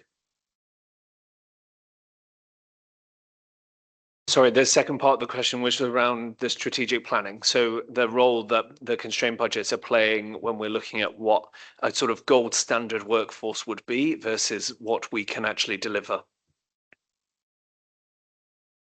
I'll come back and Stan, but all the directorates are individually looking at strategic workforce plans for that area, for their own areas. There've been some restructures in some areas, and there will be restructures in others. We need to make sure that our workforce is up to date and delivers exactly what we need. And so that's why each directorate is going through that with the support of HR. But Yeah, and obviously, what I think the most important thing I'd say is that strategic workforce planning and financial planning need to go hand in hand. And sitting above that is the priorities of the council. So apart from statutory duties, the council gets to decide, prioritise where it allocates its resources, and it does so to some services, then perhaps at the expense of others. And therefore, the workforce planning in those services needs to reflect the priorities of the administration, which is why it's all done together. In general, obviously, the finances of the council are becoming more constrained, and that will impact on the services that can be provided and the workforce that can provide those services. As I've outlined in the report, haven't actually seen that really yet. The workforce has typically grown up until this point, but I think it's fair to assume that might not always be the case with the constrained finances that we've got now and that we know are coming in the future. But the process set out 3.2.2 absolutely has finances available, and I put MTFS, and I've realised I haven't explained the acronym, medium-term financial strategy, at its heart. So when we plan services and plan workforces through this process, we make sure that the workforce needs take account of the finances available. Does that help? It does. I guess a bit that's plaguing me is that we recently had a presentation on the customer services element of the council, and they made it quite clear that by their own, there's a metric that I can't remember the name of. They know that in order to provide a good quality of customer service, they would need approximately 40 operatives, and they currently have something like 20. Now, I would guess, but I may be wrong, that when they are doing their strategic workforce planning, they aren't coming forward saying, we need 40 people and being bashed down. My guess is that they're coming saying, okay, we've got 22, we know the financial constraints, can we have another one? So and what I'm trying to understand is how actually services can be really frank about saying, look, you know what, if you really wanted to fix housing, you'd have X number of housing officers, but we are short about 100 then. And so I'm trying to understand that picture of how a department can plan its workforce honestly, or to meet the goal set out in the corporate plan, without it actually just coming down to the financial section, the financial considerations coming first, as opposed to delivery on the corporate plan coming first. That's not an accusation or so on. That's just the bit in my head I can't quite get my head around, because everyone is always telling, almost right up from the chief exec down, anyone I've ever had a conversation with goes, yeah, we'd love to, but we can't afford the staff, right? So I mean, I think that's what Dan has already alluded to or actually said, is that in the end, financially, it has to be within a financial envelope. But also the council is interconnected. Customer services, and that's really how it needs to be looked at. Nobody phones the council because they want to have a chat with customer service. Well, some people might, but very few people will phone the customer services because they just want to have a chat. They're phoning because they have got something they cannot resolve in another service. And so the only way they then can resolve it, they feel they can resolve it, is to phone customer services. And so, so for example, within my portfolio is FOIs and data and, subject access requests, etc.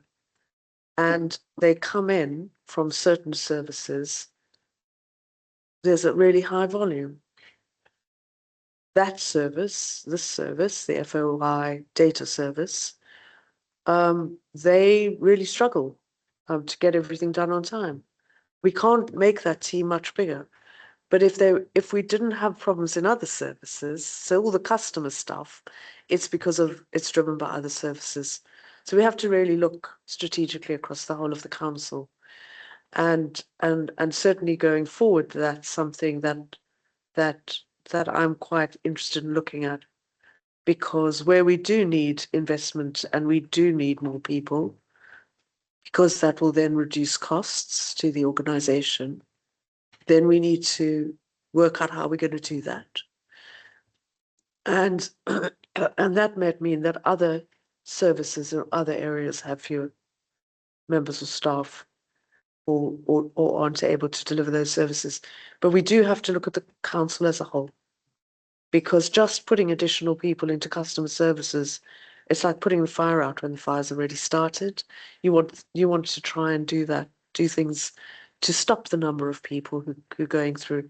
So it's having a look more strategically, I think, across the whole of the council, and certainly going forward, that's certainly something that I'm interested in. Thanks. Okay. Yeah, I can see Councillor Connor. I knew you would have some questions, so I'm going to bring you in now. Thank you, Chair.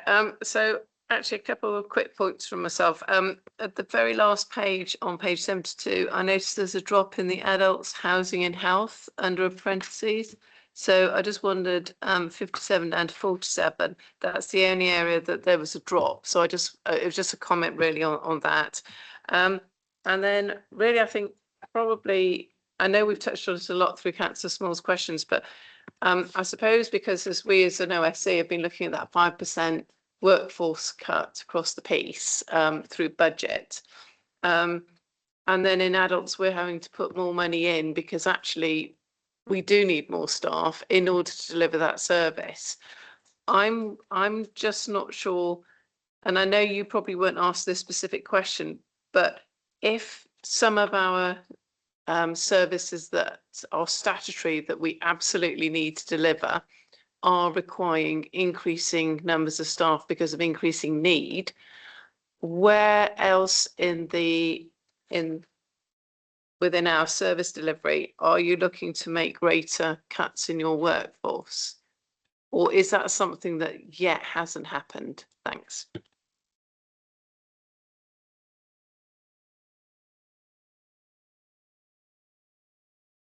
Okay, I'll answer those in order.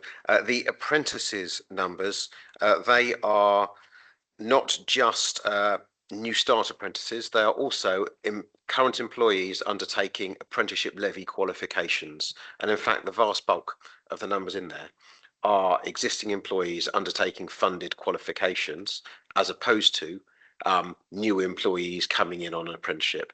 And I explained this to the committee. It's ebbs and flows. So people finish their apprenticeship, others start. So there are ebbs and flows in this, and that looks like an ebb. So it will be people finishing their apprenticeships, and in the next report you're likely to see it go up again as new people start. That's that one. In answer to your question about statutory services, that's a bigger question than I can answer, really, sat here in the human resources chair. But what I would say is that we haven't really seen it happen yet, because employee numbers, and if I say employee numbers, if you add together the number of employees and the number of agency workers, that has been on an increasing trend up until March 2025. I think I said the high number 4166 is in my head. There it is, 4166 on page 71. It has reduced slightly since then. So we haven't really seen a big reduction in employee numbers. But if employee numbers were to increase in statutory services and need to decrease in others, it would be a decision for members as to where to allocate the resources. And if resources are reduced in a particular area, that would necessitate workforce reductions in that area. That's really the way it goes. I'm just asking if that's something that you're looking at, but if you're not at the moment, then that's fine. It was just an ask. But yeah, well, it's always things that services are looking at in line with the finances available and the finances that are available to them in the future. And you mentioned the 5% cuts. Obviously, that's part of it. 5% workforce cuts is about reducing staff numbers. So it's always being looked at, but hasn't come through in the numbers yet. Okay, thanks. I would like to ask Councillor Carlin to kind of, because I'm kind of seeing a bit of a discrepancy here between the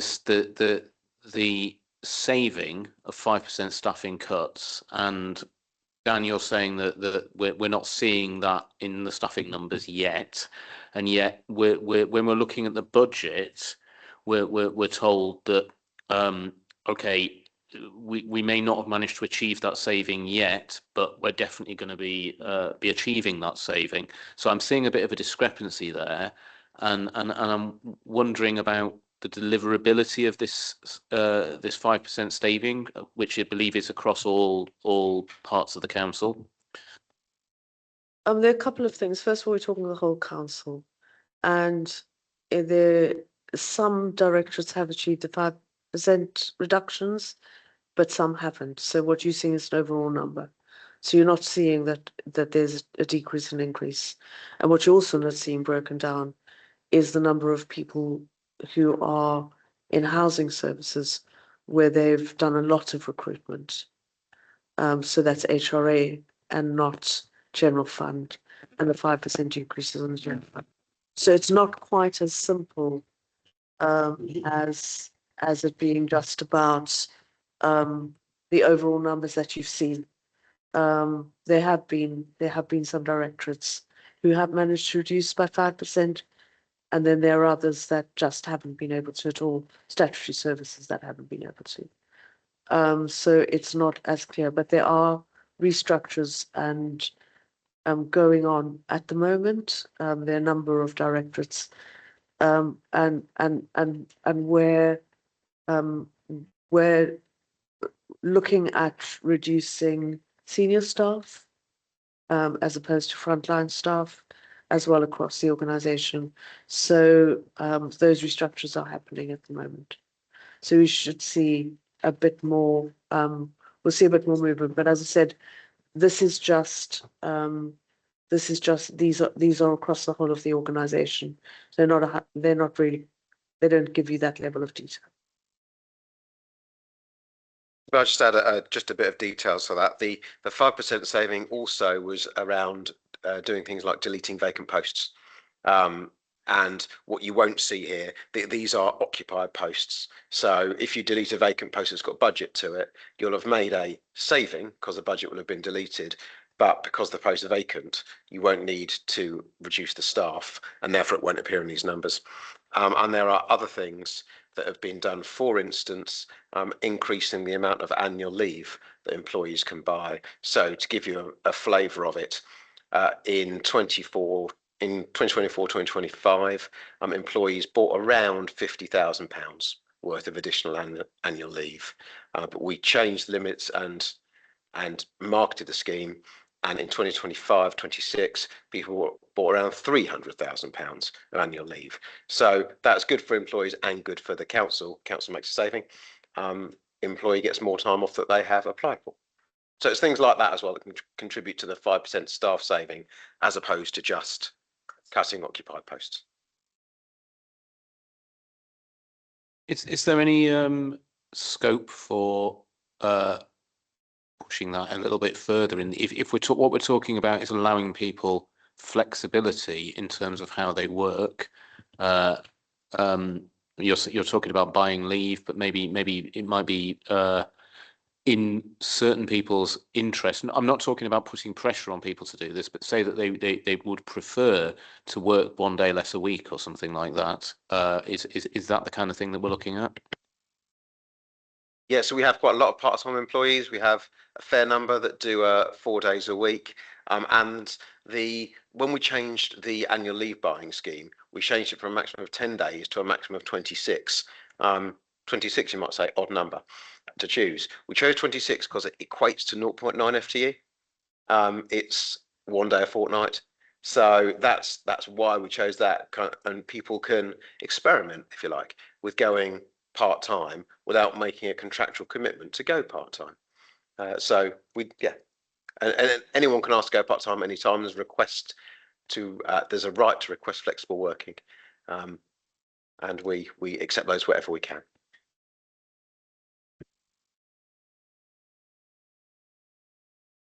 Thanks for that. Any further questions on this report? No? Okay. Well, thank you very much. Thank you, Dan. Thank you, Councillor Carlin, for coming in this evening. And you're free to leave, and we've just got our work programme to look at. Great. Thank you very much. Okay. So item 10, new items of urgent business.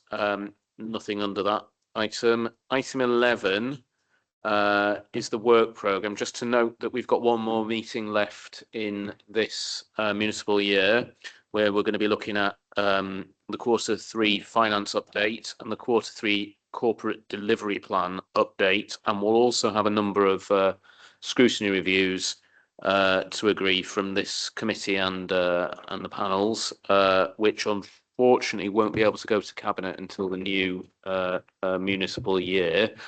So who knows who will be presenting those to cabinet?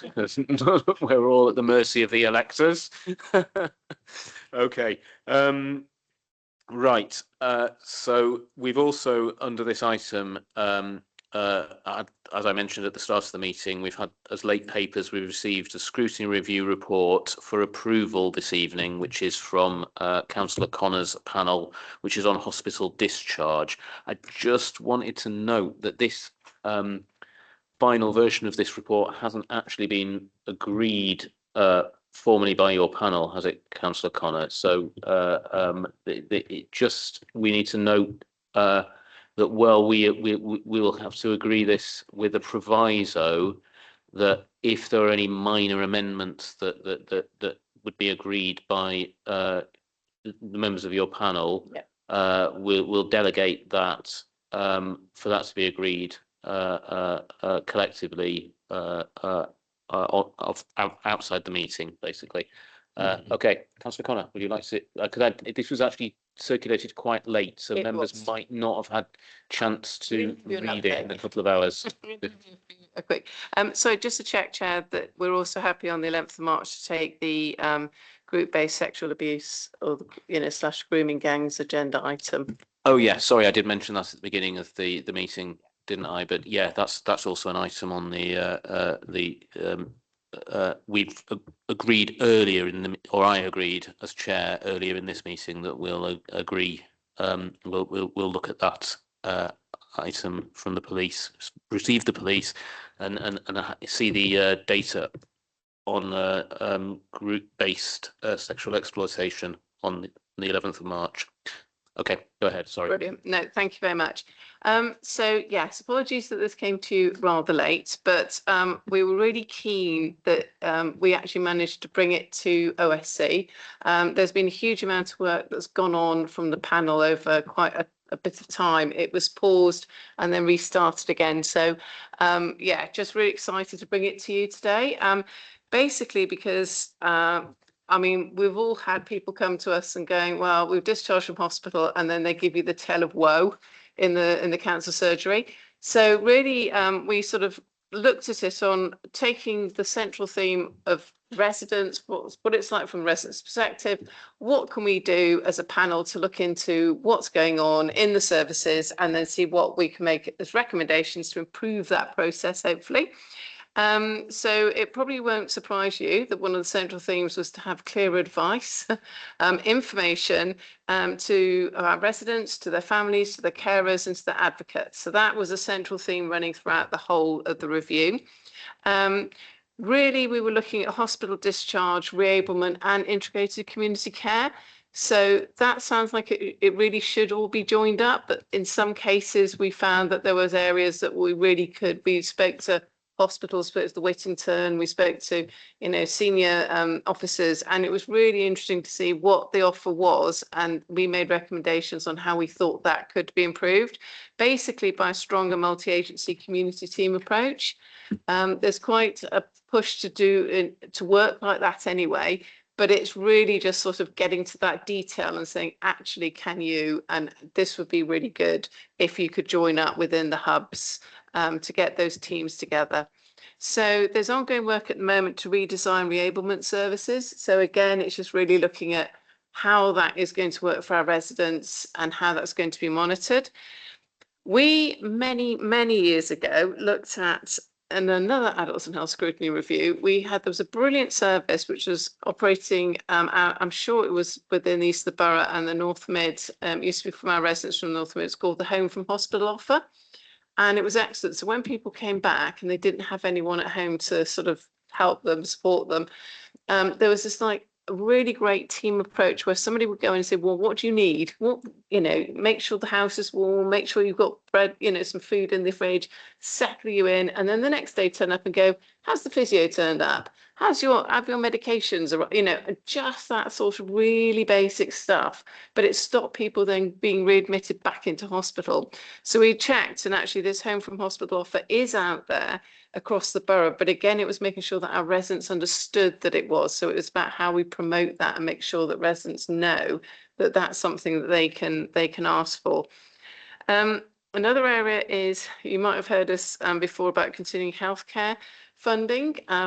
This is some funding that if you've got needs that are sort of more nurse-based led, health-based led rather than social care-based led, then you can apply for this type of funding, but it's really difficult to go through the process. So we've really made recommendations how we strengthen residents' ability to go through that process, get the right information, how they can appeal, but also support our council to push back with the ICB and ask them for the right levels of funding, because we've heard that our neighbouring boroughs get more money for this than we do, and we've heard this now over a couple of years, so we're continuing to push back on that and really sort of highlight that as an area we need to support the council in ensuring they can advocate for that.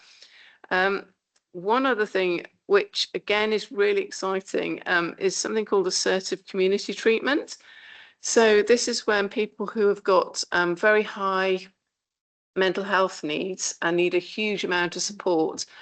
People were often telling me that they were in the borough and they were in, their accommodation, but they'd stopped treatment. They weren't engaging, and residents around them were going, hang on, it's all really difficult at the moment. Family couldn't get them to engage.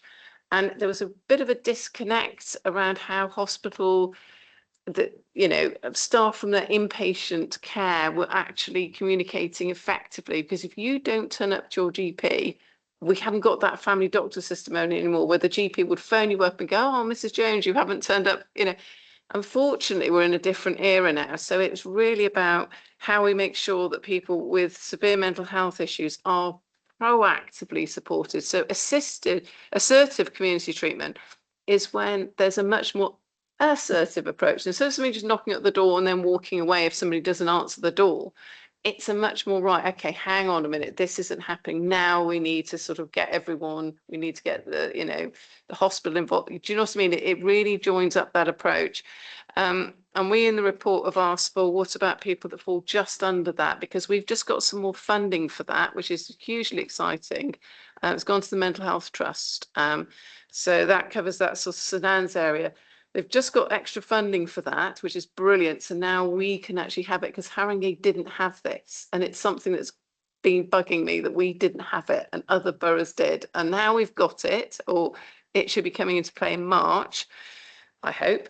But also there still will be people just falling under that, under that level, because there's only so much funding. So we've in the report again, hang on, that's great. And that's brilliant you're doing that. But actually, what about that cohort of residents that are falling just under? What can you do now to really support them and make sure that they're captured and and all the rest of it? So basically, it's a summation: clear communication, stronger partnership arrangements, and coordinated pathways, but also monitoring and making sure that it's person-centred. I mean, we always say this, but actually making sure that monitoring process goes back to that person, says, is this working? Has this worked for you? To ensure that people do as well as they possibly can do when they come back from hospital, but also don't get readmitted, which nobody, if they don't need to, then actually that's hugely helpful. So hopefully that's a summation of the entire report. I know you haven't had a long time to read it, but I absolutely am happy if you want to ask questions and email me this week, please do, and hopefully we can answer any questions. Thank you. Thanks, Chair. Thanks, Councillor Connor. I've actually only had a chance to skim read it myself, but so thanks a lot for that overview. Does anybody have any questions? Councillor Ganesh. A question just to say I briefly skimmed through. I look forward to read it properly, but it sounds like a very useful, timely piece of work. Just to say thank you to you and to your panel for putting all that work and efforts into making it life easier for patients who are leaving hospital. And just to say that.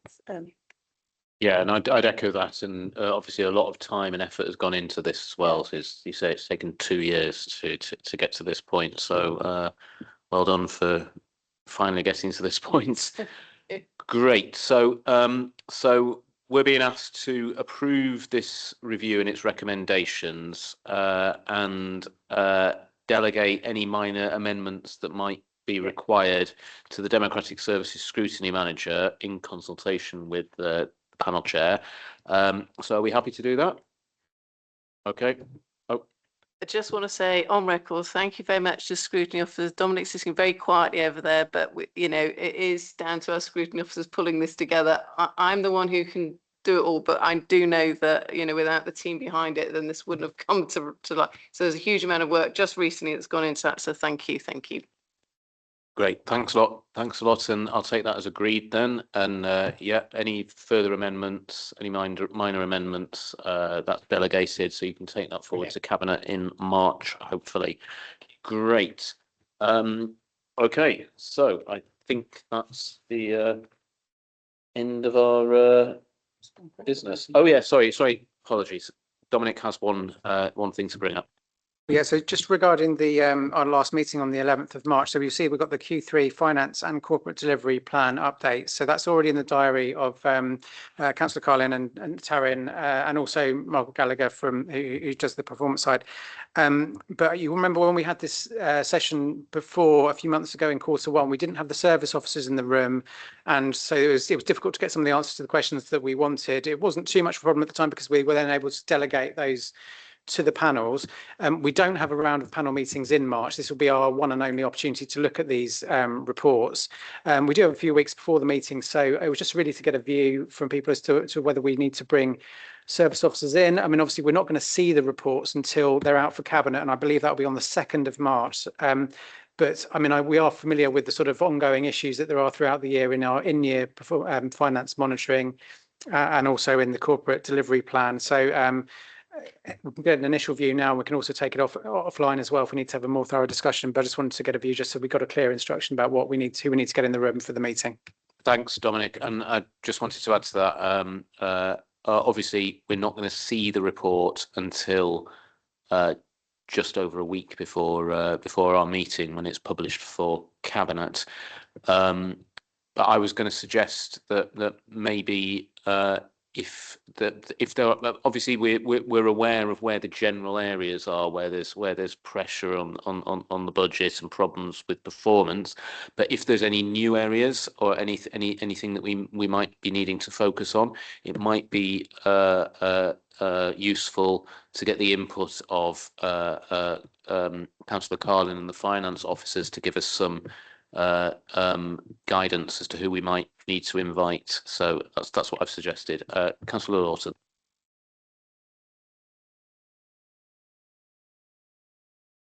My question is just, does this bit have to be part of the official part of this meeting? Well, we can discuss outside of the meeting, of course. Yeah, I mean, my overall view, by the way, is I do think we should have service officers in the meeting. I think it leads to more productive conversations. I think there were at least a few items last time that were shut down because it was they weren't in the room, so it was like, oh, that's more of a service question. And like you say, then we could make sure that was picked up in panels. But seeing as we're talking about potentially 3 months or for next panel meetings in terms of the municipal year ending, I personally feel there should be at least some service officers if there are key kind of pressure areas. Yeah, the question is who to invite, because what we don't want to be doing is inviting 20 officers and then we've only got questions for 3 of them. That's what we try to avoid, because then we're making a lot of people give up their evenings for nothing. Can we put key officers on notice and then confirm in that 7-9 days ahead? Is that too short notice to be able to say, look, please add it to your diaries? We may need to call on you, but it will be 7 days notice in order to do so. I think that's a good suggestion. Also, officers are of course free to attend virtually. They don't need to be in the room, which makes it a bit easier, I suppose. But yeah, I think that's a good way forward. Okay, anything further? Okay, thanks everyone. Just to note, our next meeting is on the 11th of March, which is in the papers as the final item, even though we've mentioned it many times. Thanks, the meeting's over.